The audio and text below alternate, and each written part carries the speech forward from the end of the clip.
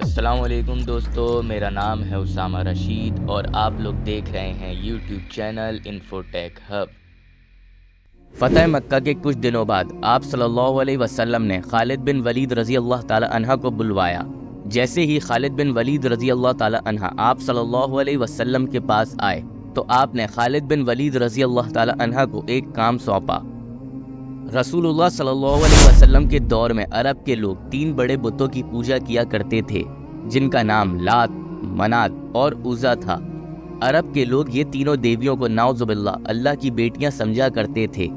دوستو، ایک بات سمجھ لیں کہ عرب کے لوگ اللہ کو تو مانتے تھے، لیکن وہ ان بتوں کی پوجا اس لیے کیا کرتے تھے کیونکہ وہ یہ گمان رکھتے تھے کہ شاید یہ بت اللہ کے یہاں ہماری سفارش کر سکتے ہیں۔ ان تینوں دیویوں میں سے عزا نامی بت کو بہت اہمیت حاصل تھی اور اس کو باقی تمام بتوں سے زیادہ طاقتور سمجھا جاتا تھا۔ لوگ اس بت کے آگے اپنے نذرانے لایا کرتے تھے اور اپنی قربانیاں کیا کرتے تھے۔ لفظ عزا عزت سے نکلا ہے، اس کا مطلب سب سے زیادہ قابل عزت کے ہیں۔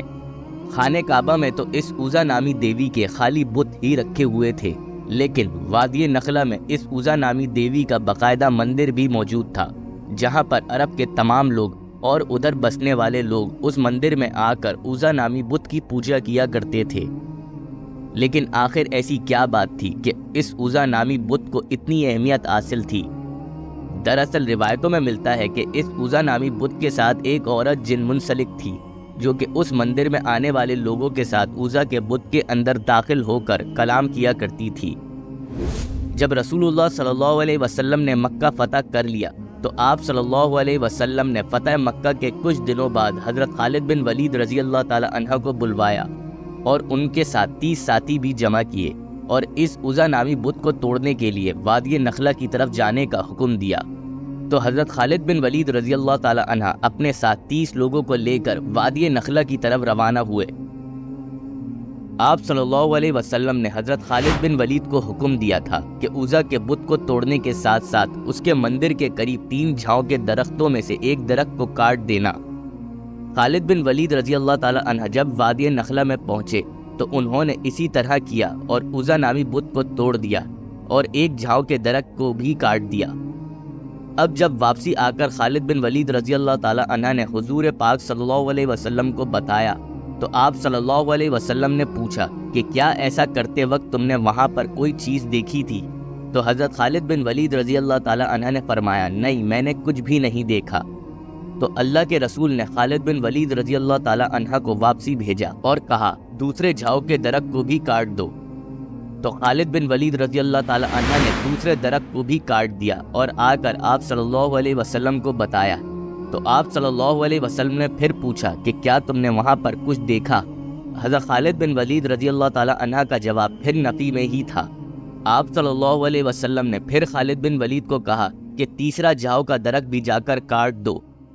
جب خالد بن ولید رضی اللہ تعالی عنہ اس درخت کی طرف اس کو کاٹنے کے لیے آگے بڑھے تو ان کے سامنے ایک برہنہ عورت جس کے سارے بال بکھرے ہوئے تھے نمودار ہوئی۔ اس کی آنکھوں میں سے شعلے برس رہے تھے، ایسا معلوم ہوتا تھا کہ وہ بے انتہا غصے میں ہے۔